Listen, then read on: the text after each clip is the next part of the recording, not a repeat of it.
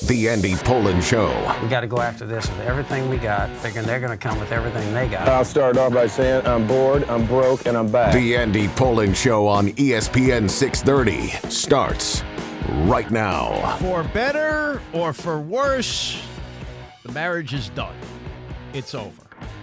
And all the speculation on who would be the head coach and all the drama that's surrounding Ben Johnson, and we'll get to that.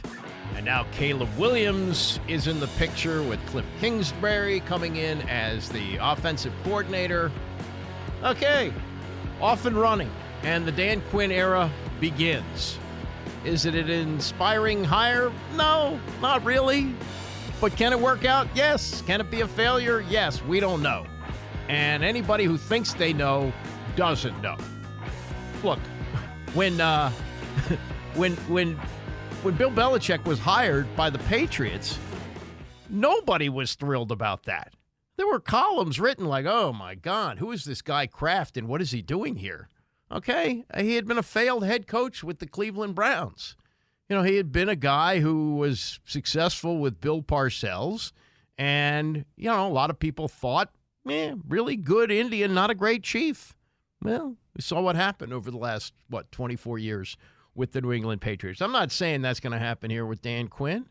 It is interesting to me, though, and we'll get to the anniversary later in the show, but today is the 7th anniversary of Dan Quinn's Atlanta Falcons blowing a 28-3 lead against the Bill Belichick Patriots in the Super Bowl. The day of his greatest nightmare, and also a day to celebrate, too. I mean, getting to the Super Bowl is no small feat, but having a 28-3 lead and blowing it as a defensive guy, not exactly a feather in your cap, but today is the 7th anniversary of that, and he's getting his second shot to be a head coach in the NFL. And everybody you talk to likes him very, very much, and they're going to introduce him today at a news conference at 2:30. I would imagine that they will confirm at that time that Kliff Kingsbury is the offensive coordinator, and that Quinn is bringing one of his Dallas buddies with him, Joe Witt Jr., who will be the defensive coordinator. He worked under Quinn with the Cowboys, and he's young. They're both in their mid-40s, both Kingsbury and Witt, and we'll see. You know, this is going to be a rebuild, and I think, you know, all the comparisons that we're hearing about Ron Rivera and Dan Quinn, realize it was Ron Rivera with Dan Snyder as the head coach, and as the head coach, as the owner, and it was no general manager. It was Ron Rivera. Don't forget, you got Adam Peters here. This is Adam Peters, I think, is the most important person in this equation. He's the one that's going to acquire talent, and the talent chest is bare. They need to add to that. He's going to do that. And what they do with the number 2 pick, okay, we'll see. Could they trade that up to get up to number 1 for Chicago and Caleb Williams? And we'll get to all that drama coming up shortly. We don't know. But it's too early for anybody, even somebody who knows football inside and out, to say either this is a great hire or it's a terrible hire. We're not going to know for 2 or 3 years. And if they win 5 or 6 games next year, remember, this is an owner, Josh Harris, who oversaw the process in Philadelphia. And by the way, the process doesn't always work out that well. The 76ers haven't won a championship, and now Joel Embiid is having knee surgery, and who knows what that's going to mean if in fact he gets back for the playoffs. So all this stuff about, oh, God, they really blew it. They don't know what they're doing. It's a bunch of billionaires running around. And, you know, this whole thing that with Ben Johnson is just absolutely ridiculous. You know, there are reports, you've probably seen them over the weekend.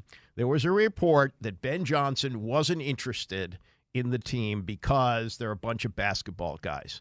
Now, I don't know if Magic Johnson was involved in the interview process. I'm not sure that he was. You had the former Myers, Bob Myers, the former general manager of the Warriors, involved. Okay, he's a basketball guy. The experience that Josh Harris has as an owner is with basketball, also with hockey. So he's a newbie in football. But they did have football people there, including Adam Peters. Adam Peters is a very important part of this equation. So if Ben Johnson told people he was turned off by them because they were basketball people, well, shame on him. But also realize this about Ben Johnson.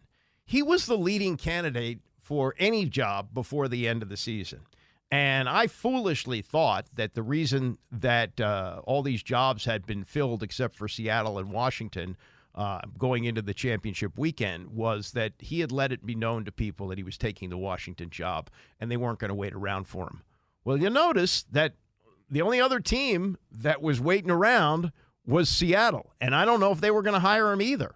So what happened with Ben Johnson might have been that he knew he wasn't going to get the job. He wasn't going to get any job, and rather than be rejected for all jobs like, oh, what happened to Ben Johnson? He was the hot guy, and now nobody wants him. Rather than have that happen with only 2 jobs left, he pulled out of the running. And it may have been that Washington was going there to talk to him and try and seal the deal in Detroit when he reportedly notified them while they were on the plane that he was pulling out. But also they were there to talk to the coordinator of the Lions, the defensive coordinator. Now, he didn't get the job either, but they wind up with somebody, look, who's taken a team to a Super Bowl, who's revered by players who played for him, and it's going to take some time before they're good anyway. So, it's possible that Dan Quinn won't be the coach when they go to a Super Bowl. We don't know that. But in the meantime, you've got Adam Peters building the roster. You've got a coach who's got good rapport with his players. You've got an offensive coordinator here who's been a head coach in the league before and has had some success with the modern passing game. And I think whoever they bring in as a quarterback is somebody that he'll be able to work with. That's what he's known as. He's known as the quarterback whisperer. So let's all calm down about this, okay? We don't know what we don't know. And anybody who thinks they know doesn't know. I don't know. It could be a complete disaster. We don't know. But what we do know is that he has taken a team to a Super Bowl. He turned around a Dallas defense that was really bad, and they were really good for the last 2 years, except for that last game against the Packers in which they were terrible. And maybe there's an explanation for that. I'm sure he's going to be asked about it today at the news conference. And let's just see. This Matt Ryan, who played on that Falcons team, had his best year for Dan Quinn in that 2016 season when they made it and wound up blowing it against the Patriots. He now is an analyst with CBS, and Channel 9 got in touch with him last night, and this is what he said about his former coach. I think it's his consistency. He's got this incredible energy and this level of positivity that's there constantly. And you can fake that for a short amount of time, but you can't fake it for five and a half seasons, right? Encouraging players, understanding how to get the best out of players. And it's not just being an arm around the shoulder guy.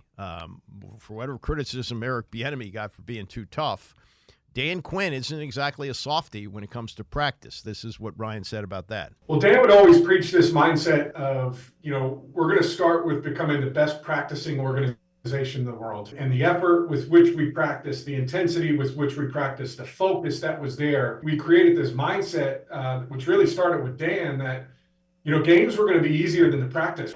Okay, so maybe guys will chafe at that too. Ron Rivera, I thought, threw Bieniemy under the bus last year when he said that players had come to him complaining about Bieniemy's practices. I don't know if there's going to be some grumbling about Dan Quinn. I haven't heard anything, and maybe these guys like it that way. They like to be coached hard. We heard that about Bieniemy coming in, that players were gravitating, hey, fine, no problem. I like to be coached hard. This is a guy who runs a tough practice. Okay, I mean, we had Club J here, right? How did that work out? Didn't work out too well. John Keim has been covering this team for over 25 years. He put out a podcast late last night after the word came down that Kliff Kingsbury was going to become the offensive coordinator, and had these thoughts. One, he's experienced with young quarterbacks. He drafted and developed Kyler Murray in Arizona. Now, the two had some issues at the end, it sounded like, but they certainly made that offense work for a few years, and he has experience with him and developing young quarterbacks. He worked with Patrick Mahomes at Texas Tech, Baker Mayfield at Texas Tech, Caleb Williams at USC last year. I'm going to get to that situation in a minute because I know that's a topic of interest for everybody. Yeah, John will have play his thoughts on Caleb Williams at 10 o'clock. I've got some thoughts on it as well. But just as you know, you probably know the background on Kingsbury. Coach of the Cardinals, 4 years, 2019 to 22, working with Kyler Murray. He had been the head coach at Texas Tech for 6 years. He started out as an assistant at Houston in 2008, 2009, then became the offensive coordinator for 2 years, spent a year as the offensive coordinator at Texas A&M in 2012. That would be Johnny Manziel, before being hired by Texas Tech. Now, remember this. He was fired by Texas Tech. He was fired as a college coach and then became the head coach of the Arizona Cardinals. And there was great excitement about Kyler Murray, who was the number one pick of the draft, and he did some really good things with him. I would say this, and maybe it's related to what Kyler Murray's size is. I don't know. But those teams that he had in Arizona with Murray, they had great starts and kind of petered out at the end. That might be something that you would be concerned about. But he was the head coach there. He was not the offensive coordinator, and he may be one of those guys. When you heard Keim tick off all the quarterbacks he's worked with, he may be one of those guys who is just better at coaching quarterbacks, coaching offense, and concentrating on that, and someone else can be the head coach. This could also work in the same way it worked with Joe Gibbs, kind of the opposite. But Gibbs ran the offense, left the defense entirely up to Richie Pettibone. And I know we're talking about ancient history. We're going back, 40 years in some cases. I understand that. But that's how he coached the team. I could see that happening with Dan Quinn. I could see him turning the offense over to a former head coach who knows how to coach offense, and he runs the defense. So I feel better about this than I do Chip Kelly. Now, could Chip Kelly come here and be successful? Yes, he could have been. But just from the things I've observed, the things I've read, I feel better about Kingsbury coming here. Now you also have the Caleb Williams speculation, which John Keim alluded to there.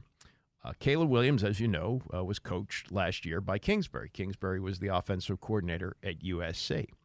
And Caleb Williams last night put out a tweet with a picture of Kingsbury in a Washington shirt, a logoed shirt, which said, "My dog, congratulations."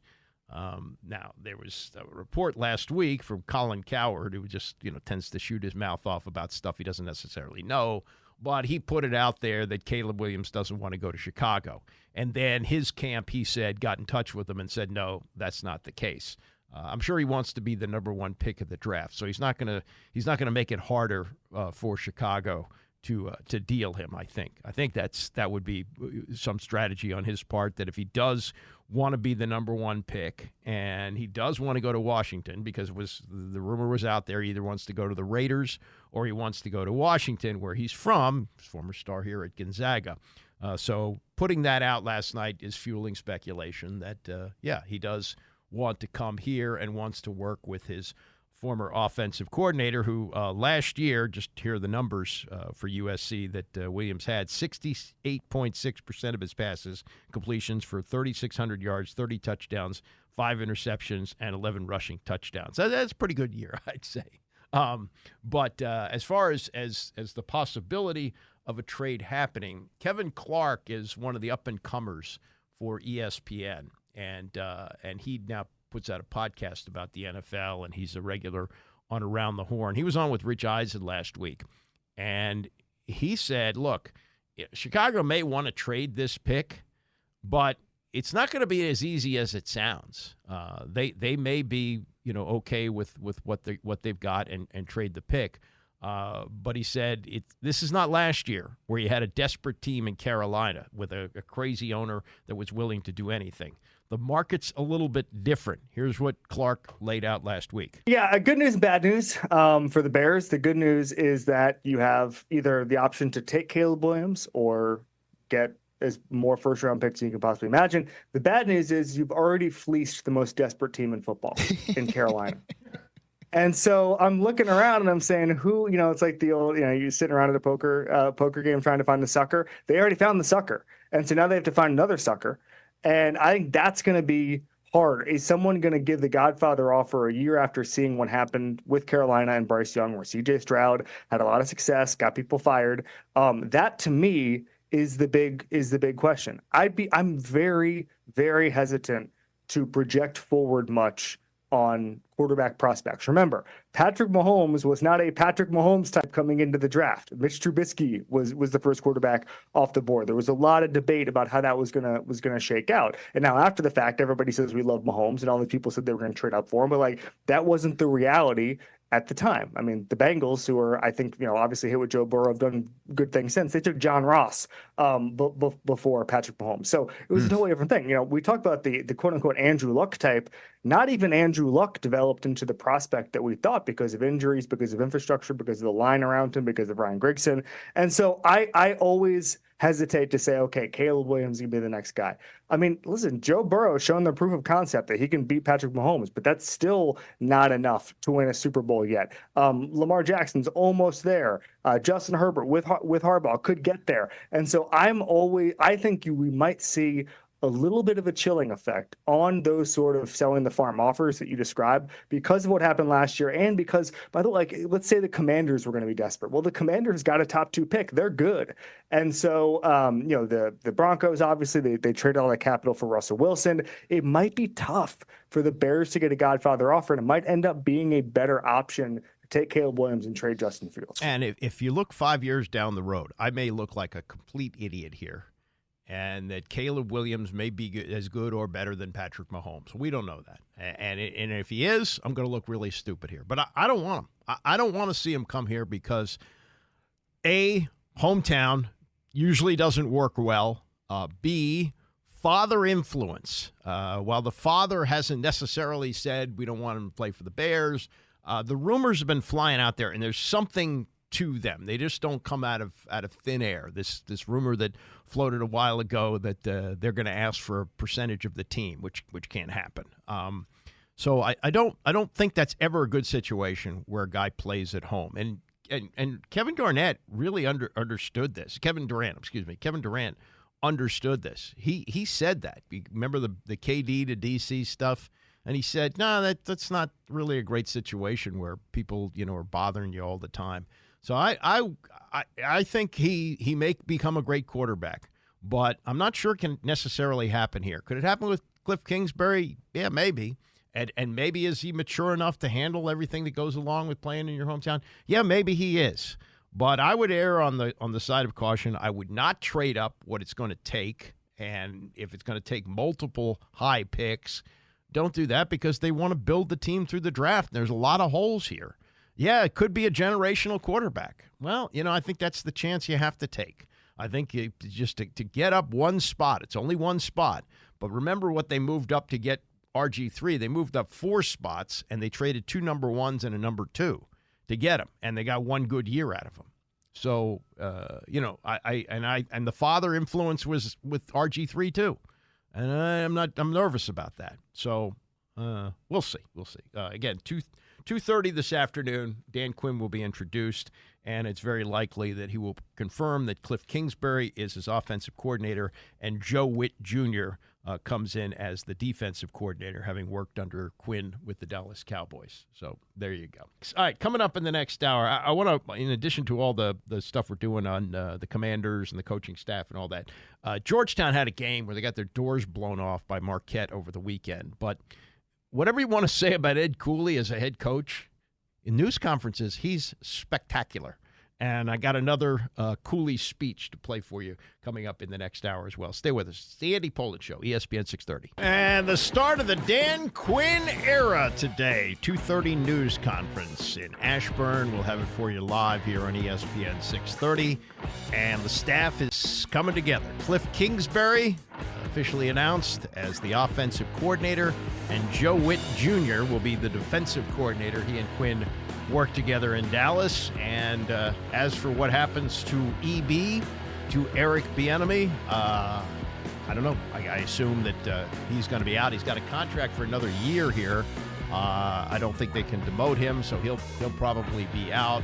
And the rest of the staff will have to see. Usually what happens in these situations is new coach comes in and ownership says, who do you want to keep? Now, as far as I know, Bieniemy is the only one who's still under contract for next year. And all of these assistants, they're still here because the league year starts in March. So that's when contracts are signed. So they're still working. Now, the question is, what's going to happen with Adam Peters and his staff? It appears that Martin Mayhew, who had worked with Peters before in San Francisco, he's going to stay with the organization and work under Peters. I don't know whether they have to do a new title for him or they have to redo Peters' title, however that works, but he's going to stay on. Marty Herney, who at one point was seen nuzzling up to Josh Harris, like, hey, what's going on between Marty and Harris? He seems to be a real sounding board. He hasn't been in the picture. Now, he may remain with the scouting staff.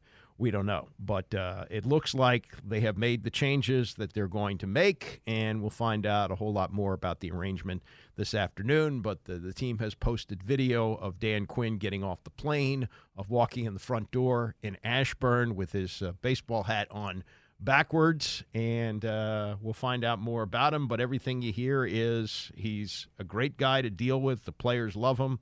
They play hard for him, and that he is tough in practice. He runs a hard practice, but is well respected by everybody he's worked with. Now, it's ironic, and we'll talk about this anniversary coming up later this hour. But today is the 7th anniversary of the biggest collapse in the history of the Super Bowl with Dan Quinn in charge. They were up 28-3 in the third quarter on the Patriots, and they wound up losing, the Atlanta Falcons. And he wound up staying another couple of years, but then was fired 5 games into an 0-5 start, and then resurfaced with Dallas, where he took over a defense that was terrible and made them an outstanding defense last 2 years. His last game as coordinator of the Cowboys was a complete disaster as they were clobbered by the Green Bay Packers. Now, I heard Mickey Spagnola, longtime writer in Dallas, puts out the Cowboys Journal. He said that the real problem was personnel, that they had some injuries at linebacker, and they were playing basically safeties as linebackers, and Green Bay was able to exploit that. So, maybe that's more of a criticism. I guess Stephen Jones is considered to be the general manager, with his dad, Jerry, calling a lot of the shots, that they didn't have enough depth at linebacker. That seems a little bit of a stretch for a team that, what do they give up, 43 points in that game? That seems like a lot. So those are things that I'm sure he's going to be asked about today. Hey, if you did such a great job, what the hell happened at the end? That's going to be there. And then the Kliff Kingsbury situation, where he was the offensive coordinator for USC last year, where Caleb Williams was the quarterback.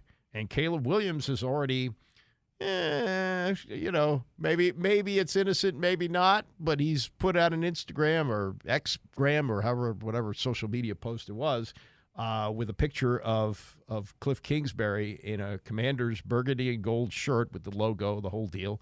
And it says, "Congrats, dog, my dog."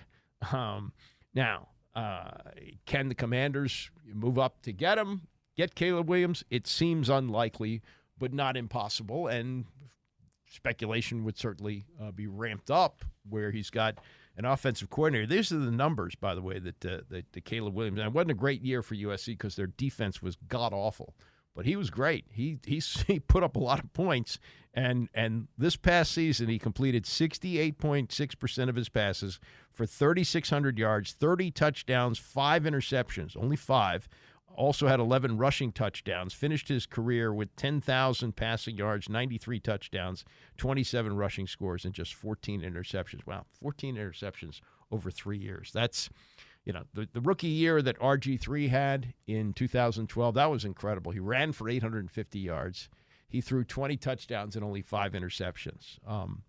You're gonna throw more than 14 interceptions probably in your rookie year. That's more than likely going to happen if they have Caleb Williams wherever he winds up, whether it's Chicago, whether it's here, or whether it's someplace else. But that is seemingly a great college marriage. Can it be a great pro marriage? I don't know, and in fact, I hope not, because I don't want to see that happen for a variety of reasons, especially that he's local, that he has a father influence in this. You hear a lot about the father. That was a disaster here with RG3. And it sadly it was part of the problem with Dwayne Haskins as well. Don't want to see that. He's local. There are just too many pressures of playing at home. Whether he becomes the next Patrick Mahomes, yeah, we'll have to see about that. But if I'm making the calls, I don't do that. Now, this is John Keim, who put this out on a podcast last night. Keim has covered this team for over 25 years. And for some, when you hear the name Kliff Kingsbury, you think of the offenses that he had at Texas Tech. He did coach Patrick Mahomes there. He was there for 6 years. And then you have the Kyler Murray passing offense that they've had with the Arizona Cardinals. It almost sounds a little bit like run and shoot, right? The Mouse Davis run and shoot offense. Keim says, no, the numbers don't bear that out. Here was Keim on his podcast last night about the Kingsbury hire. During his tenure in Arizona, the Cardinals ranked 11th in the number of rush attempts. All right, that's over 4 years combined. So they were 11th overall combined over 4 years in rush attempts, 10th in yards per carry, 10th in rushing yards per game, 9th in yards per carry. So those are good running game numbers. The hard part to know without really studying the offense or talking to people who know more than I do, that how does a Brian Robinson or Chris Rodriguez fit into this style of offense? I think I would have some questions there if that would be the best fit for those guys. But more would have to be learned. And, the other thing is, like a lot of times in college, the air raid did not use the tight ends as much. He did over in Arizona. The number of attempts for the tight ends there increased dramatically over his time there. So I don't think it's some sort of death sentence for that position at all. And realize this, Antonio Gibson, who would sound like he's a good fit for that. Gibson was a receiver in college. He's going to become a free agent. Not that he couldn't re-sign here. And Brian Robinson has been a pass catcher. He does catch passes. And the tight end position, well, that's got to be upgraded anyway. And maybe with the style of offense they have, they won't invest much in it. Who knows? But this air raid offense that he put together at Texas Tech, and he was actually fired at Texas Tech. People forget that. He got fired there. He didn't make the jump to the pros there. He was out of work, and people went, well, really? He's the new coach of the Arizona Cardinals? And it was to coach Kyler Murray. Now, could it be that they're going to take Drake May and run this kind of offense? They might. I mean, he's had some experience running it, and you still have, for whatever you want to say about Sam Howell and whether or not he's going to be a top quarterback in the league, he's cheap for the next 2 years. So you got a guy who can come in and start, who has started, who has played well at times, and whoever they draft, I think they're going to keep Sam Howell around. If he's demoted, he's demoted. He'll live with that. And he's a guy who has run this style of offense, so he might be a good fit with that. Now, as far as the Caleb Williams stuff, with Williams apparently, with his nose pressed up against the glass, like, hey, Kliff, let's get together again in Washington. The Bears hold that pick. They hold the number 1 pick. I played something in the last hour from Kevin Clark, who does a football podcast on ESPN, and he said, look, there may not be the demand that the Bears want for that pick. They've already fleeced the desperate team. That was Carolina, who stupidly made the deal to move up last year to get Chicago's number 1 pick, and could have taken C.J. Stroud with the spot they were in, but didn't do it. And so now they're out of the picture. Is there a team that's going to be willing to move all the way up to do that? It's even though it's only 1 spot, for the Commanders to go from 2 to 1 is going to take a lot of draft picks. And Keim last night on his podcast speculating why that might not be a reality for Washington. If Caleb Williams is that good, why would Chicago pass on him? You have a chance to reset the clock on a quarterback versus having to pick up Justin Fields or make the decision on his 5th-year option this offseason, so that you get 5 years with the guy versus 2 years with the guy before you really have to pay him. And, but let's say they stick with Justin Fields, well, then you can have a chance to trade up. But if that pick is up for grabs, more teams are going to try and trade up. Why is that important? Because you have to give up more than to go up 1 spot. It's not like you say, oh, here's a 4th-round pick, go. You're going to have to give up a decent amount, because what if New England wants to move up there too? You're going to have a couple teams. What if Atlanta wants to move up there?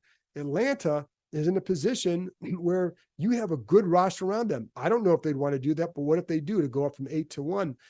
So if you're Chicago and you say, if you're willing to trade that, you don't, do you need to go to number 2? You could go from 1 to 2 and then keep trading back a couple of times, because if you're not getting a quarterback, you don't have to be in one of those top 3 spots. So you can trade out of there if you want to. So you may have some teams there, more teams willing to trade up for that pick. So if you're Washington, here's what I know. They want to build through the draft. I've heard that multiple times privately and publicly. They want to build through the draft. Do you want to give up multiple high picks to move up to that spot? That would be the question. Is Caleb Williams that good that you're willing to do that? And then, the other part of that is people here know that they need a lot of work on this roster. This is not a roster where it's like, oh, just come in here and change the coaches, you're going to win. They need some work. They know this is not an overnight success situation because of where the roster is at. So are you really going to want to try and give up that much to move up one spot? Or here's the other part of it. Do you stay at number 2 and you have Sam Howell, and here's another quarterback, Drake May, both of whom played in an air raid offense at North Carolina? That's the offense that Kliff Kingsbury will run in Washington. So there you go. I mean, maybe it's Jaden Daniels. Maybe it's the Heisman Trophy winner from LSU that they want to pick up. And he too seemingly would fit what Kliff Kingsbury wants to do. But I agree with John. I think that the draft picks are very important. If you look at what Josh Harris has done with the 76ers, the process, you value those picks. And you just don't trade them away. Now, sometimes it does work out. Sometimes you trade, even like the RG3 trade, where they gave up all that to get him. St. Louis really didn't do much with it, so it can go both ways. But rather than give up the farm for somebody who I'd be nervous about for the reasons I've mentioned, the father influence, the fact that he's local, getting caught up. Now, the one good thing is the Dan Snyder celebrity culture thing that was celebrated here for a long time, that's gone, and that's an important thing too. That was that part of what Dwayne Haskins fell into here, fueled by Snyder's desire to have somebody drafted from his kid's high school. They both went to Bullis, and he thought, oh yeah, let's do that, and supposedly hopped off his yacht and told his staff to draft him when he wasn't even on the board, or their board, somebody that they wanted, and they took him at 15, and that helped to set the organization back as well. As far as other teams interested in moving up for that number 1 pick, now I don't know if Minnesota can get there from 8, but or from 11, excuse me. But Jeremy Fowler of ESPN is reporting they are very interested in trying to move up to get a quarterback. Kirk Cousins' contract is up. He's 35 years old. He's coming off a torn Achilles. He would be of value to somebody else. I don't think it'd be bizarre if he came back here, but not out of the question. But I don't think that would happen. But Minnesota has talent, and they have talent to win in the next few years, and they may be very interested in giving up high draft picks to mortgage the future to try to get a top-notch quarterback. One other NFL story I meant to get to from Friday, and then you may not have heard this, but remember all this was going on, and Cousins was a part of this, where you had Cousins and you had Aaron Rodgers both tearing their Achilles in a non-contact injury situation, just running. And in the case of Rodgers, it was on the artificial turf of MetLife Stadium. And in the case of Kirk Cousins, it was on Lambeau Field's natural grass. So you had these two high-profile injuries to quarterbacks, one on artificial turf, one on grass. So the study that was done, and they released the findings the other day, the NFL's rate of non-contact lower extremity injuries nearly the same on synthetic and natural turf in 2023. And they did this with the Players Association. So this was not some, privately commissioned thing by the league to get the outcome that they wanted. The owners, especially in the case of the MetLife Stadium, where you have both the Jets and the Giants playing and concerts there, there's no way that they can have grass on that field. And they put out a statement. They said, as we have said repeatedly, injury data in 1 year does not account for what we have known since we started tracking these injuries, that a well-maintained, consistent grass surface this is the players, is simply safer for players than any synthetic field. The story of last year's injury data is that, unfortunately, injury rates on grass have increased from last year. That data cannot, however, account for what players have shared with the NFL for years, that we feel much worse after playing on synthetic surfaces overwhelmingly and prefer consistent, high-quality grass fields.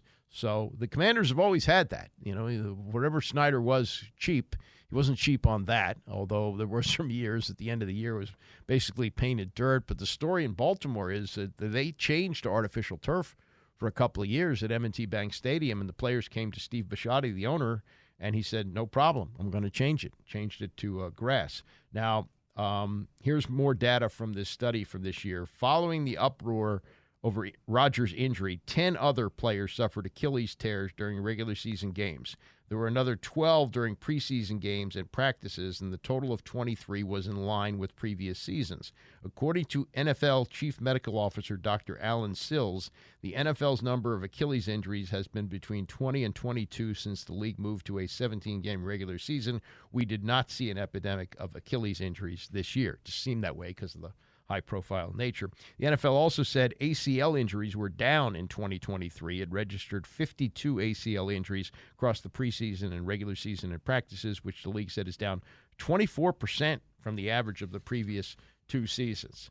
So while the players have made it clear that their bodies feel better playing on grass, the owners are armed with this, study which seems to support them having artificial turf. And again, Rodgers never blamed it on the turf and said that MetLife had some of the best artificial turf that he'd ever played on. So I don't think this is going to be resolved anytime soon. I think, some owners will keep the grass, and I would imagine that it'll stay here in Washington. They don't want any other complaining about a stadium which had sewage pipes breaking and rails falling and things like that. So, that is something that they have to look at, and we'll see how that goes in future years. But I think the reality of all stadiums being without natural grass, I don't think that's realistic. I don't think that's, even though you have some even indoor stadiums like you have with Arizona and you have with Vegas. I just don't. And Houston, no, Houston has artificial turf.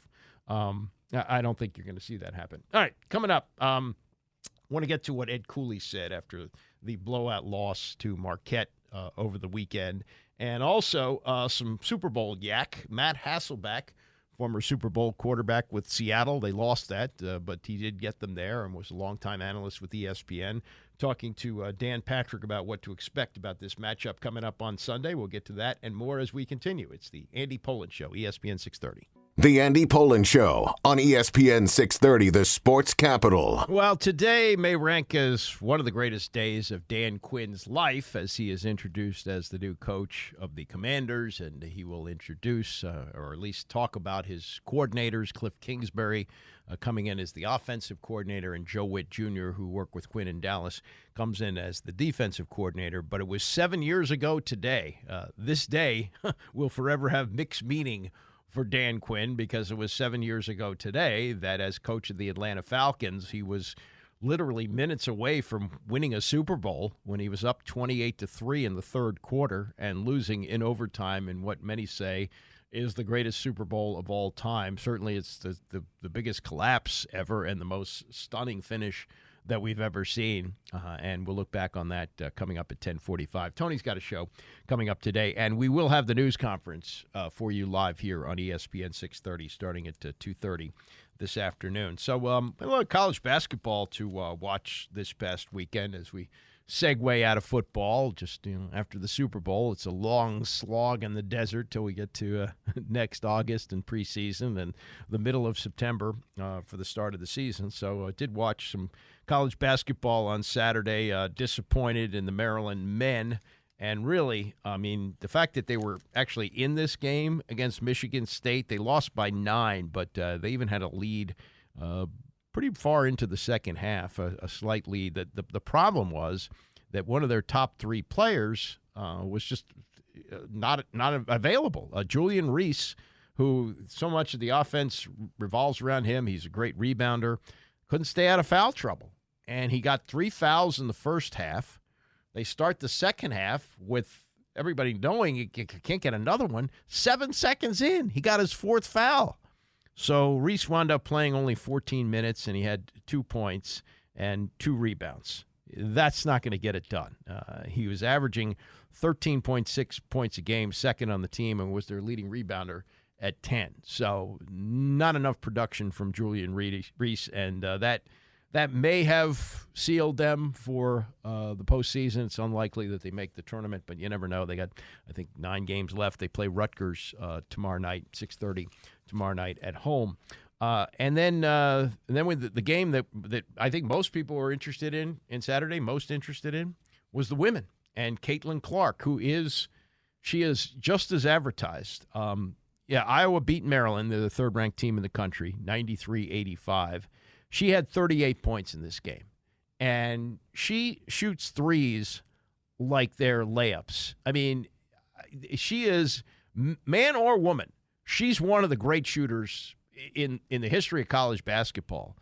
She came into the game averaging 32.4 points a game, and she had 38 in this, shooting from almost the seats. I mean, it was incredible. So now she needs just 65 points to pass Kelsey Plum as the #1 women's scorer of all time, and the projection is she'll get this on February 11th when they play at Nebraska. And tickets are very like $12 tickets they're selling.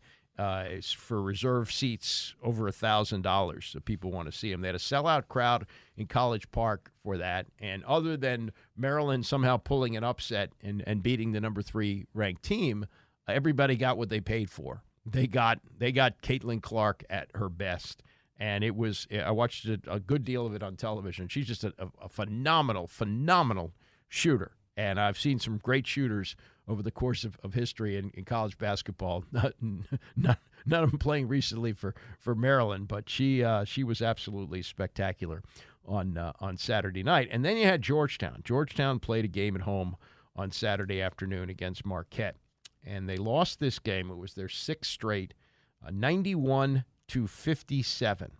It is the most lopsided Big East home loss in program history. They had some bad ones under Patrick Ewing, but this was the worst that they have had.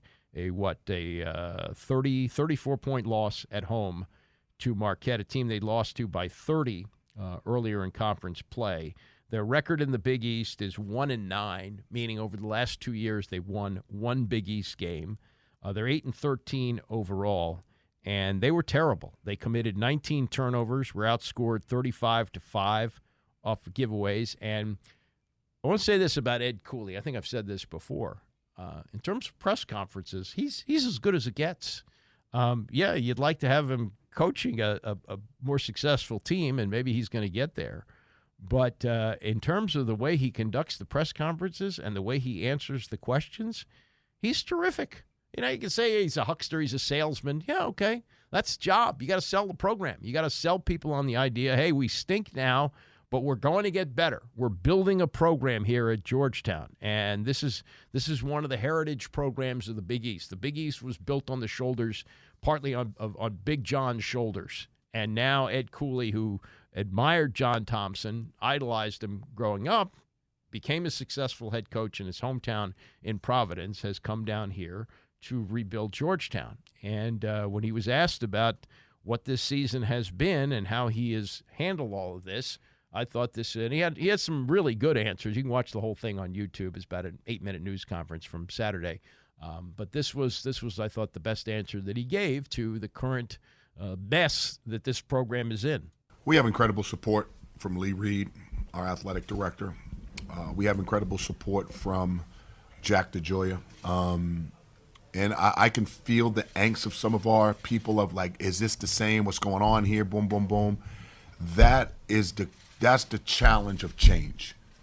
And sometimes it's not as quick as everybody wants it to be. And I knew coming in that this would be probably the hardest challenge I've had as a head coach. And that's okay. You know what? My toughest day as a head coach is somebody, if not one, a million people's dream. Somebody would dream to be in this seat to go through what we're going through. So I'm not going to complain about it. My staff better not complain about it. Our supporters, I get it, and I'm grateful for what they do. But at the end of the day, this is part of a change, and this is part of growth and development. This is the pain we got to go through to get where we're going to go.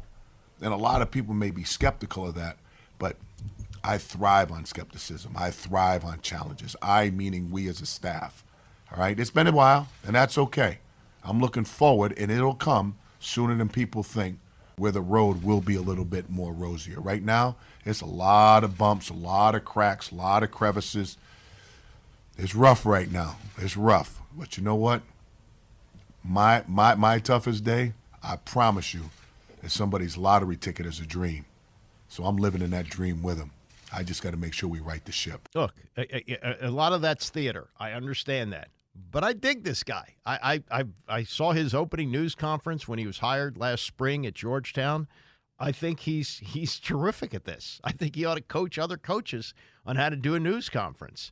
And there will be times, I'm sure, down the road where he'll explode at somebody, but he anticipates the tough questions, and he gives you, I think, great answers. So I really like him personally. I don't know him, but just observing him, I like what I see.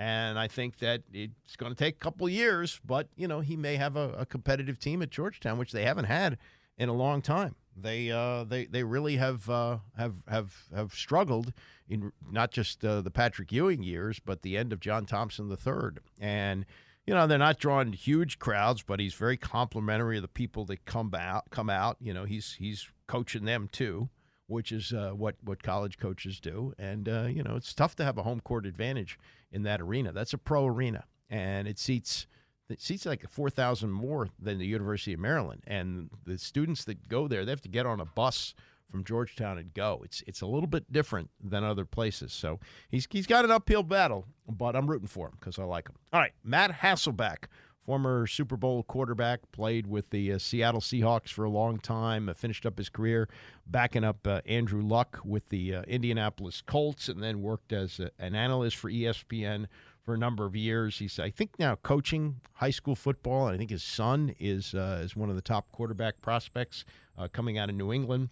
And he was on with Dan Patrick to analyze the Super Bowl. The line is 2.5. San Francisco is 2.5. I think they opened at like 1, so it's moved a little bit. I think there was even a period of time last week where it's shifted to Kansas City, but now it's San Francisco favored by 2.5. And Hasselbeck was asked by Dan Patrick what he sees as the weaknesses of the two teams. I think the kryptonite, like if you want to beat the Chiefs, there's one thing you have to do. Like you can't beat them unless you do this. Unless you eliminate Travis Kelce, you need to take him out of you need to find other ways to lose the game. Find other ways to lose. He needs to be the guy. And I'll just tell you, like every time I played against the Chiefs in my career, or a team like the Chiefs, this is how it would go down. You'd have a scout team player, probably one of your better wide receivers, play tight end all week in practice, wear a jersey with the number 8 and 7, and sometimes it was 2 different guys. And it was like, we don't care what happens. 87's not touching the ball in practice. For 2 weeks now, it'll be that way, or it should be that way.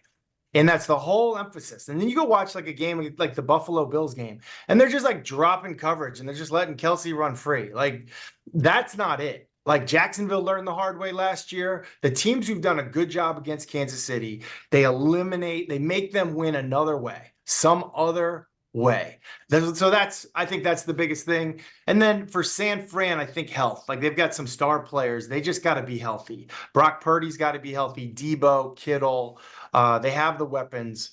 But to me, Kelce is like, if you want to pick one thing, it's got to be Travis. Well, and that's, easier said than done, because I'm sure a lot of teams have looked at 87 and said, yeah, we got to take him out of the game. That was a Bill Belichick move, take out your best weapon.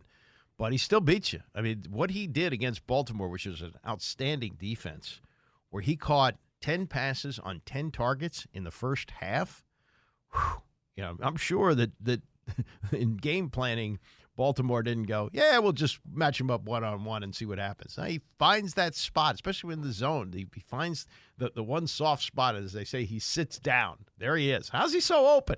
How does this guy get so incredibly open? And remember, the Chiefs lost the first game of the year to Detroit. Kelce didn't play. and take nothing away from the Lions, who had a great year, and coming out of the gate with a win over the defending champs on the road was very impressive. But Kelsey was hurt and did not play in that game.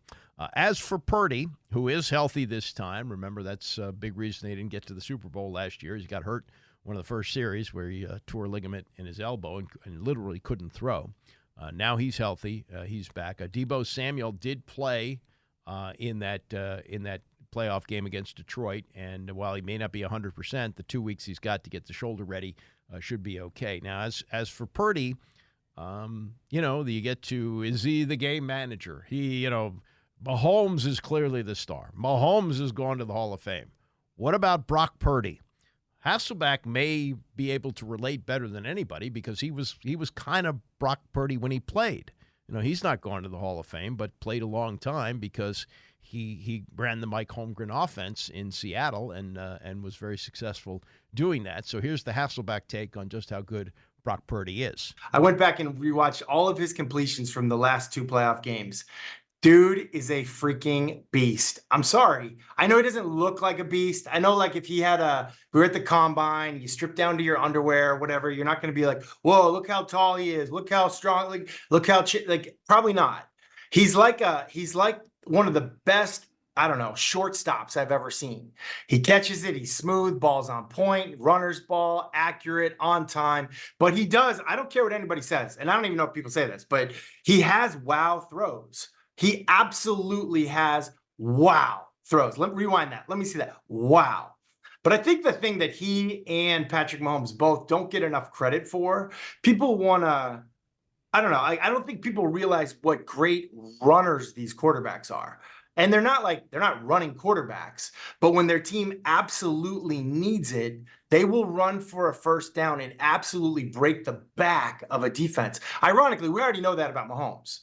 But even in this playoff run, Purdy's done it more than Mahomes, and we know how good Mahomes is. So I think moxie, swagger, instinctual, on time, rhythm, accuracy, all the things. That's why these are the 2 teams playing for it all, because their quarterbacks are that way. Okay, so he's not saying he's saying that Purdy is as good as Mahomes, but he's saying the way that he runs the team and the throws that he makes and the decisions that he makes, it's on another level. And I think people are quick to say, oh yeah, we saw why he lasted through the draft. No, this may be one combination of things. Team's missing on him, obviously, but also winding up in the right system. That's a big key to what happens. When we talk about the Caleb Williams thing and whether or not the Commanders move up to take him and the Andrew Luck thing where, yes, he did give some good years to the Colts, but they mismanaged the whole thing, didn't provide him enough protection, and he retired after 7 years and was hurt. I think he missed even most of one of those seasons with a shoulder injury.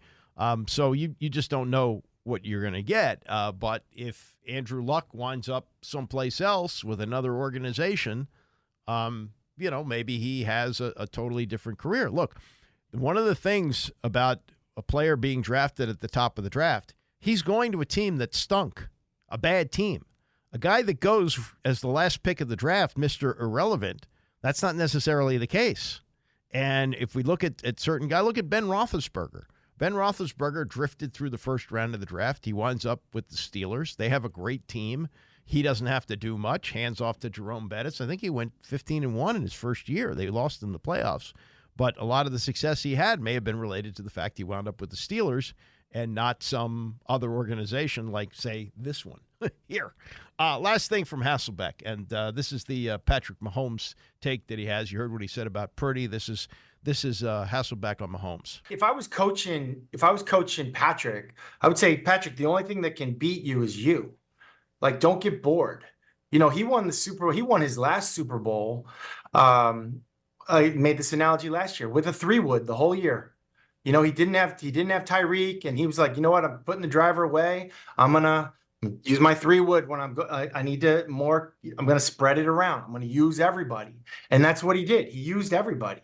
He let the offense work for him, and I don't know. It's special, but I think he's the only thing that could stop him in a weird way. So that's Matt Hasselbeck on the quarterbacks and the matchup, and we'll do a lot of this week. This is this Radio Road week, so this is where you have some of the biggest names in sports rolling through with products that they're pushing. So I'll bring you some of the interviews that Dan Patrick does, that Rich Eisen does, and we'll get a taste of what people are saying about the matchup. But again, it's surprising to me. I would think the Chiefs would be favored, and the Purdy thing would have something to do with it. But right now, the money seems to be going to the San Francisco 49ers. That there's that belief that Chiefs have had enough. They're not really a dynasty. We'll see, because it was 7 years ago today that people were saying that about the New England Patriots, that Brady was 39 years old and they'd had their run, and here comes the Atlanta Falcons, who look great. They'd lost only 2 games all year, and what do you know? The Falcons did have that big lead, but it didn't last. We'll look back on what happened in that Super Bowl 51, as we continue. It's the Andy Pollin Show, ESPN 630. The Andy Pollin Show on ESPN 630, the sports capital. Hey, we got Tony coming up on this sunny Monday. It's supposed to be 50 degrees. So, by the way, Doug Kammerer, I know there's still a lot of winter left, and we've had some bad snows in March, but what have we had so far? 4 or 5 inches. Dealt with that, and winter's moving along. Yeah, keep your fingers crossed, but this massive snow that we're supposed to get this winter, we may still get it. It's early February, I understand that, but it hasn't been as bad as I thought it was going to be based on the predictions of the weather people. All right, let me get to 7 years ago today, and the irony of what February 5th is going to mean for Dan Quinn at some point, the best of times and the worst of times. Partly the best of times, not the first time he's been named a head coach, but he's going to be officially introduced as the new coach of the Commanders today at 2:30. We'll have the news conference for you here on ESPN 630 beginning at 2:30 this afternoon, and he's expected to talk about the hiring. It's been announced by the team that Kliff Kingsbury is the offensive coordinator, and Joe Witt Jr., who comes over from Dallas with Quinn, will be the defensive coordinator. But it was 7 years ago today where it looked like Dan Quinn was going to achieve the ultimate. It was the Atlanta Falcons, who was it their first Super Bowl? I think it was. I think it was the first time that they'd ever been in a Super Bowl, and they're leading the New England Patriots 28-3 in the third quarter. I mean, that's tough to do. That's especially with a team with a defensive head coach, that you're going to blow a lead like that. Yes, it's Tom Brady that you're facing, but 28-3. Wow, that seemed insurmountable. And in fact, the New England Patriots were able to pull it off. They were able to come back. Tom Brady was the MVP of the game. He completed 43 of 62 attempts for 466 yards, 39 years old, and it was, let's see, he won his first one in 2002. So this was 15 years after he won his first one, and it was the 5th overall. And here's something else. If you would have said to me or anyone on this day 7 years ago, when New England came back to win in overtime 34-28 and rack up Super Bowl championship number 5 for Bill Belichick, which put him past Chuck Noll, who had 4, and also I'm trying to think, did Bill Walsh have 4? He might have had 4. Anyway, it put him number 1 all time with 5. Hey, in 2024. He's going to be out of work looking for a job. He's going to be trying to get hired. Nobody's going to hire him. Can you imagine that? But, in fact, the Patriots were able to come back and win 5, and he won 6 with Brady, and then Brady won a 7th with the Tampa Bay Buccaneers. But in this Super Bowl, NFL Films mic'd up Julian Edelman, who has an unbelievable game in this. He had a catch which was for the ages, picked it up off the carpet like 1 inch and managed to hold on to the ball. And they were able to win the game. And this was the closing moments. Now, when they scored in overtime, they had to review it. So here's Edelman mic'd up, and he's running around telling everybody, hold your horses, hold your horses. We haven't won the game yet. They have to review it. And he winds up running into Bill Belichick. And Bill Belichick, for one of a few times in his life, is actually smiling, and he's the one that tells him the game's over. So here's the closing moments of Super Bowl 51 as the Patriots pull off this miraculous comeback down 28-3, winning 34-28 in overtime with Edelman mic'd up. Puts it upfield, driving forward, diving to the goal line! A touchdown and a title for the Patriots! I can't believe it! We win it, baby. I know. They got to review it. It's not over. It's not over. Get the f off the field. Is it over? Yes. They got to review it. They reviewed it. Did they? Yeah. Oh, gotta believe. Oh, man. Hell yeah. Gotta believe. They have completed the greatest comeback in Super Bowl history.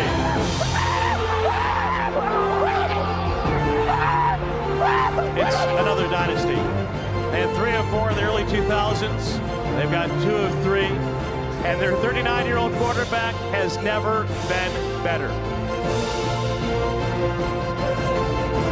Are you kidding me? We made a story. What I say at halftime, it's going to be a hell of a story. I love you, bro.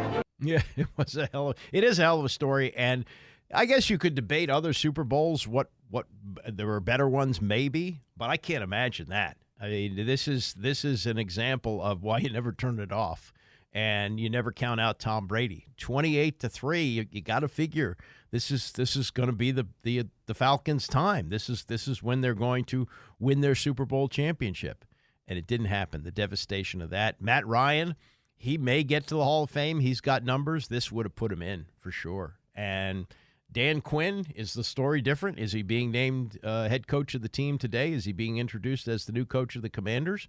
Or has he had an extended stay in Atlanta? Has he and Matt Ryan put together a run, maybe not what Brady and Belichick had, but a great run together? All those things changed on this Super Bowl, and to me, it's the greatest of all time, played in Houston with the Patriots winning number 5.